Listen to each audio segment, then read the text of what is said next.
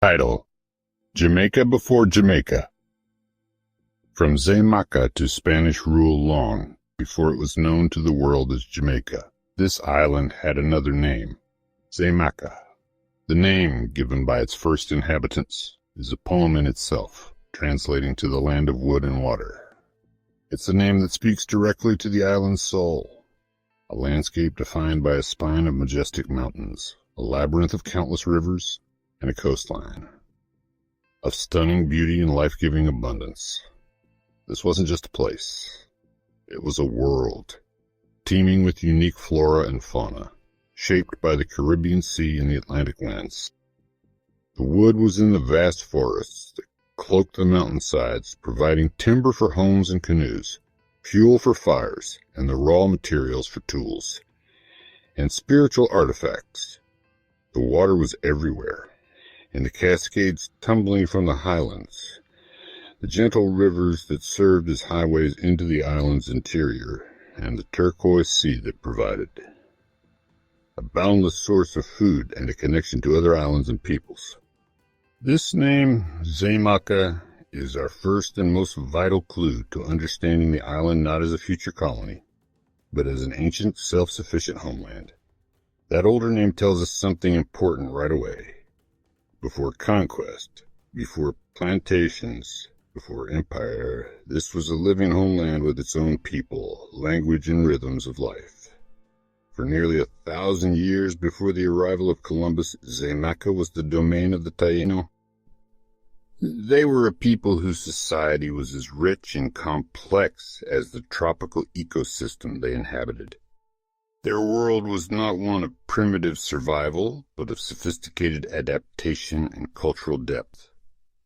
Their days were governed by the sun and the seasons, their communities bound by intricate kinship ties, and their spirits guided by a profound connection to the natural and supernatural worlds. To remember the name Xamaica is to acknowledge this vibrant, pre-existing civilization, and to challenge the colonial narrative of discovery, which so often implies an empty land waiting to be claimed. This land was already claimed, already loved, already home. The Taino, a term that distinguishes them as the good or noble people of the Greater Antilles, were part of a larger Arawakan linguistic family. Their story on the island begins not in Xamaica, but far to the south. Archaeological and linguistic evidence strongly suggests they came from the lowlands of South America, likely near the Orinoco River delta in modern-day Venezuela. Beginning around the year 600 AD, these skilled mariners embarked on one of history's great migrations. In magnificent dugout canoes, some capable of carrying over 100 people, they navigated the treacherous waters of the Caribbean. This was not a single voyage, but a centuries-long process of island hopping, a gradual expansion northward through the Lesser Antilles. They were expert navigators, reading the stars, the currents, and the flight of birds to guide them across the open sea. Their arrival in Xamaica marked the culmination of this epic journey, as they established themselves as the dominant culture of the island. They settled across the island, especially along the coasts and near rivers, where they fished, farmed, and built communities connected to the land and sea. Their villages, known as ucaiques, were strategically placed to take full advantage of the island's resources.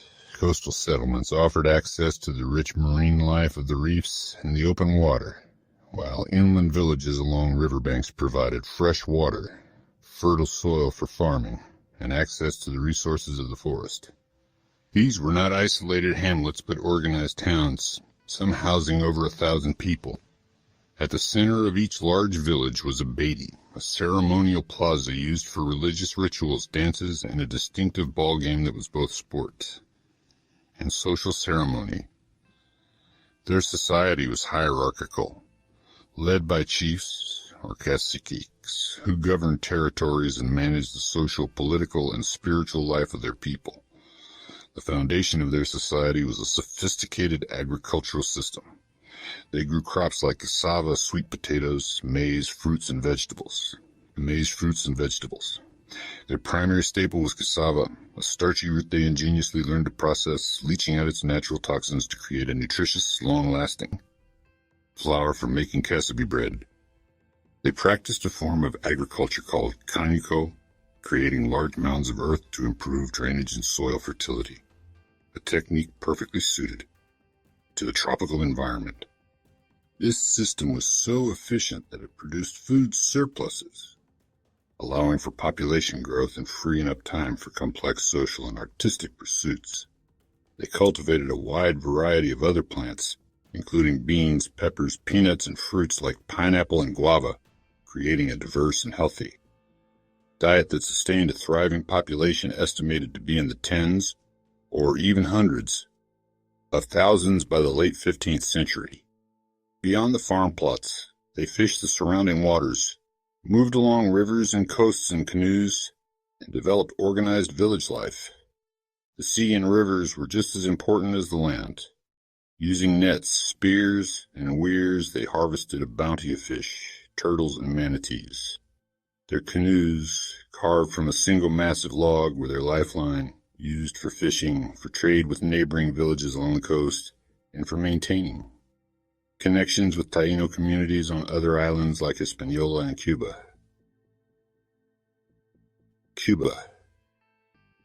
This interconnectedness fostered a shared culture across the Greater Antilles.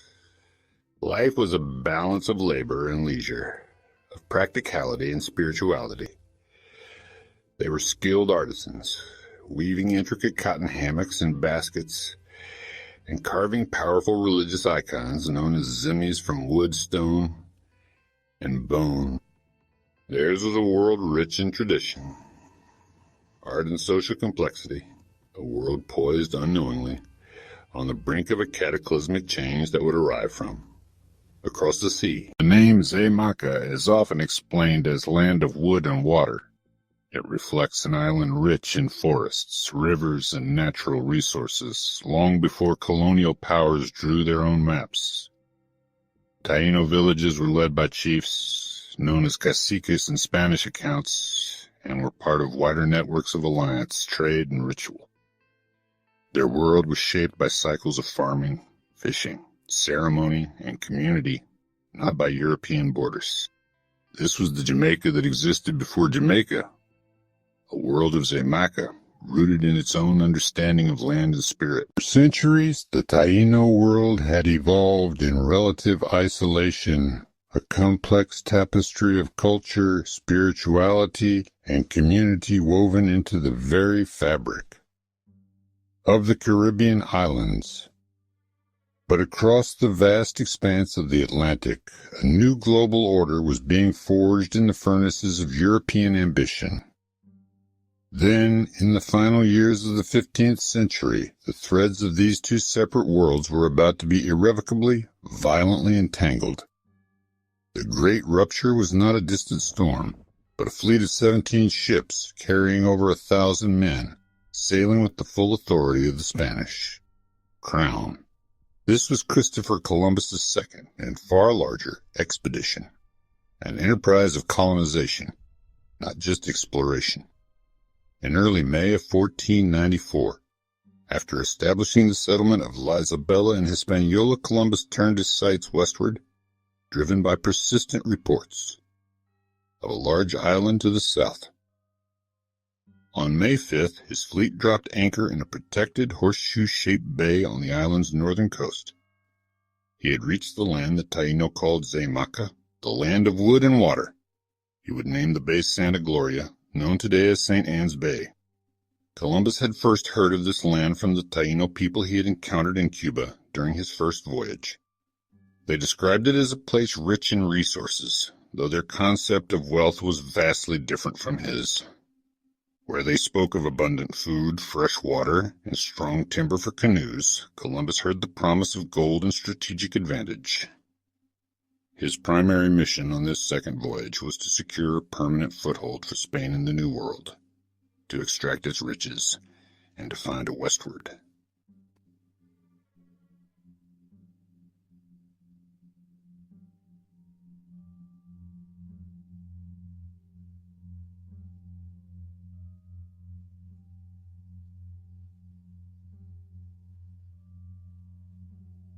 says a prestige to the Asian mainland, a goal that still obsessed him. Xamaica was a crucial piece of this geopolitical puzzle. He was searching for three things, respanning Gabons, Palmanes, to the edge, to Gus, to Rebecca, Carrick, to edge to the Asian and Geobon district, the held by bypass, Syracuse.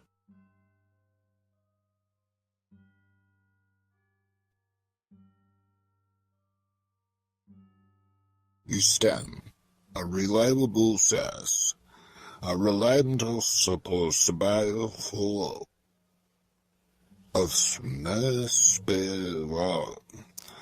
a non-style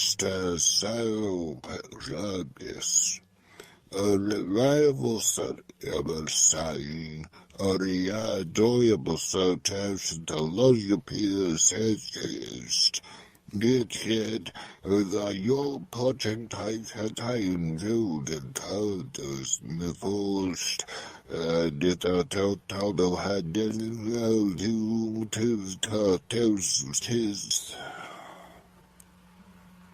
for this for I be just so feels here's pin just here islands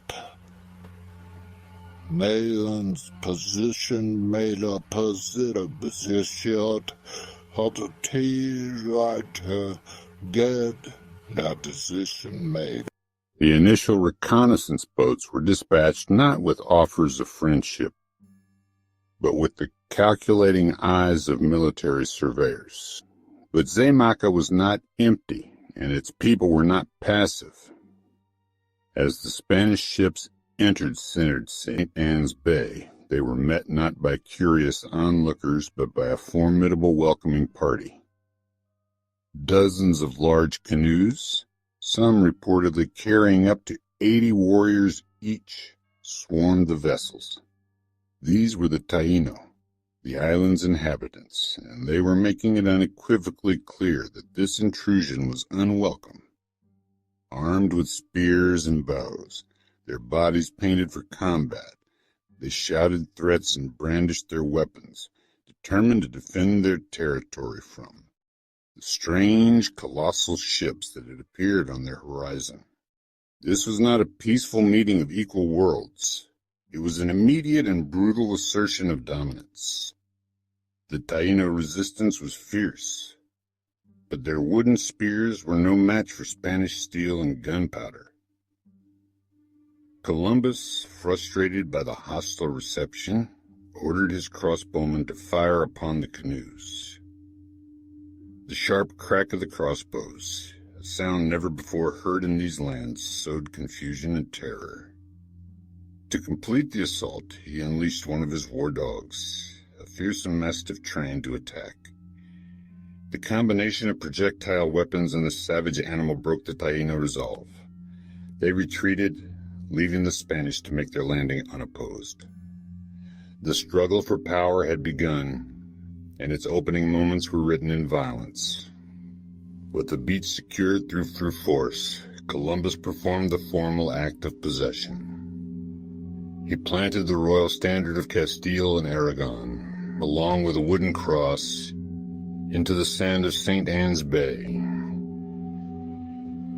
With his officers and a priest as witnesses, he solemnly claimed the island of Xamaica for his patrons, Queen Isabella and King Ferdinand of Spain.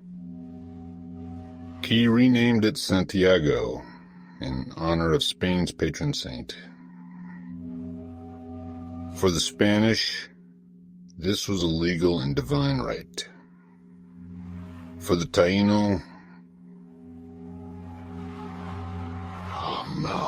no, this.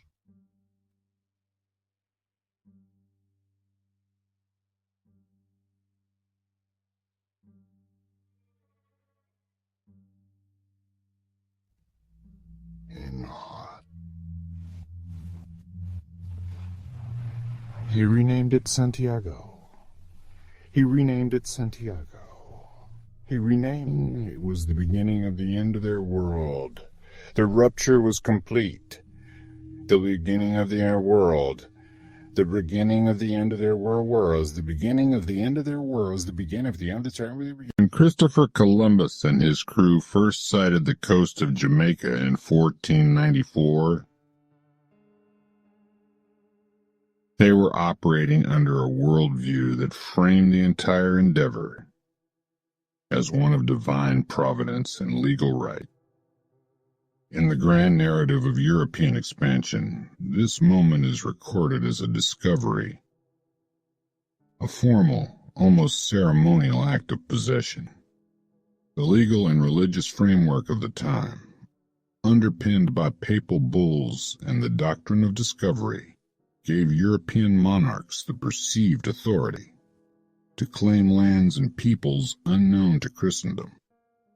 For the Spanish crown, this was not just an opportunity but a mandate. The planting of a flag, the reading of a proclamation. These were not merely symbolic gestures. They were, in the minds of the explorers, legally binding acts that transferred sovereignty over the island and its inhabitants to the distant Catholic monarchs, Ferdinand and Isabella. The men on the ship saw a new frontier, a potential source of wealth, and a population to be brought under the dominion of Spain and the Catholic Church. But from the point of view of the people already living there, the Taíno, this was no discovery. It was an uninvited and profoundly disruptive arrival. For the estimated 60 to 100,000 people inhabiting the island, this was simply their home. A place they knew intimately. Their world was not one of maps and monarchs, but of kinship, community, and a deep spiritual connection to the natural environment. The sudden appearance of enormous, unfamiliar vessels carrying strangely dressed men armed with metal weapons was a shocking and ominous event. What the Spanish saw as an act of legal possession, the Taíno experienced as a sudden, inexplicable intrusion into their established world. It was, in the most direct and immediate sense, an invasion.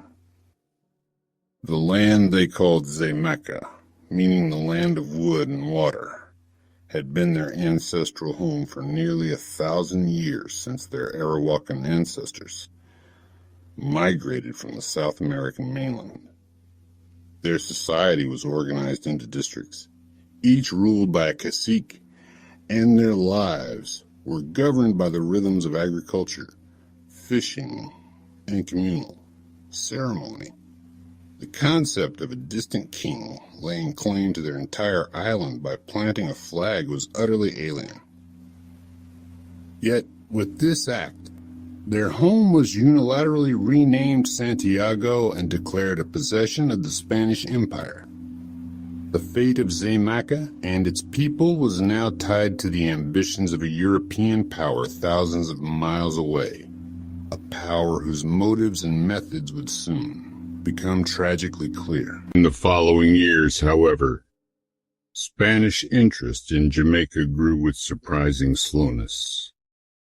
Columbus's initial reports were not filled with the promises of vast gold deposits that had electrified the Spanish court after his first voyage. The island was lush and fertile, but it lacked the immediate extractable wealth that fueled the frenzied pace of colonization in other parts of the Americas. After Columbus's brief and sometimes contentious encounters with the Taíno, the island was largely left to itself for over a decade. It remained a line on a map, a claimed territory, but not yet a focus of concerted colonial effort. The main currents of Spanish ambition and settlement flowed elsewhere, toward Hispaniola and Cuba, where the search for gold and the establishment of larger colonies were already well underway. The primary reason for this neglect was geological. The island had no great deposits of gold or silver. For an empire driven by a mercantilist hunger for precious metals, Jamaica was a disappointment.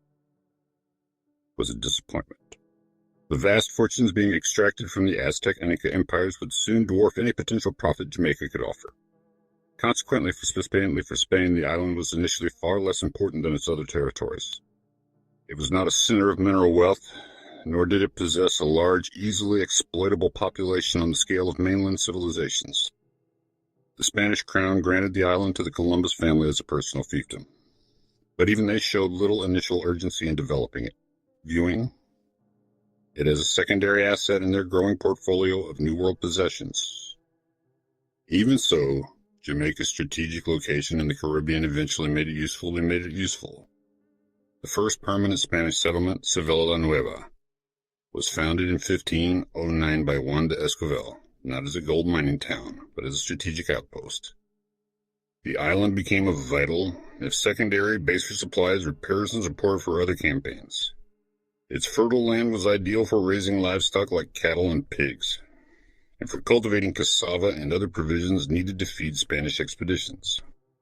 Heading to the mainland, ships battered by storms could find safe harbor in its bays for repairs. Jamaica thus settled into a role as a colonial backwater, a giant farm and a naval station servicing the richer, more dynamic parts of the Spanish Empire. This function would define its character for the next character, for the next character, for the next century and a half of Spanish rule. And that meant Spanish settlements and Spanish authority had to be established. In 1509, Spanish colonists led by Juan de Esquivel arrived to build a permanent settlement. They chose the area around St. Anne's Bay, where the first town, Sevilla la Nueva, New Seville, was founded. Sevilla la Nueva was the first permanent European town in Jamaica. It represented a new layer of power on the island. Stone buildings, churches, administrative spaces, and a structure of colonial government. Spanish Jamaica remained relatively poor compared to some other colonies. Few Spaniards settled there, and for many years the island was seen mainly as a supporting base rather than a central prize. But poverty in the colonial records did not mean kindness on the ground. The Taino were forced into labor, moved off their lands, and subjected to harsh treatment. At the same time, European diseases spread rapidly. The Taino had no natural immunity to illnesses brought across the Atlantic, and epidemics devastated their communities. Violence, overwork, disruption of food supplies, and disease combined to destroy much of the Taino population in a short time. What had been a living network of villages and families was shattered under the weight of colonial rule. As the indigenous population collapsed, the colonial system turned more and more to enslaved African labor.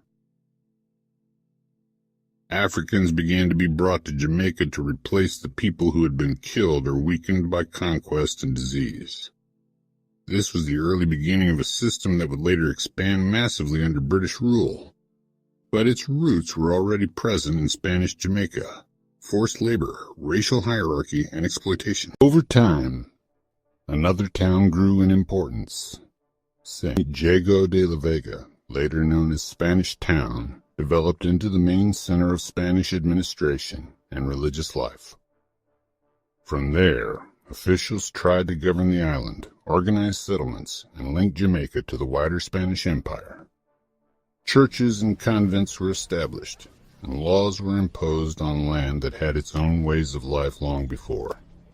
Even so, Spanish Jamaica was far from stable. The colony suffered from internal conflicts, weak support from Spain, and attacks by pirates and privateers.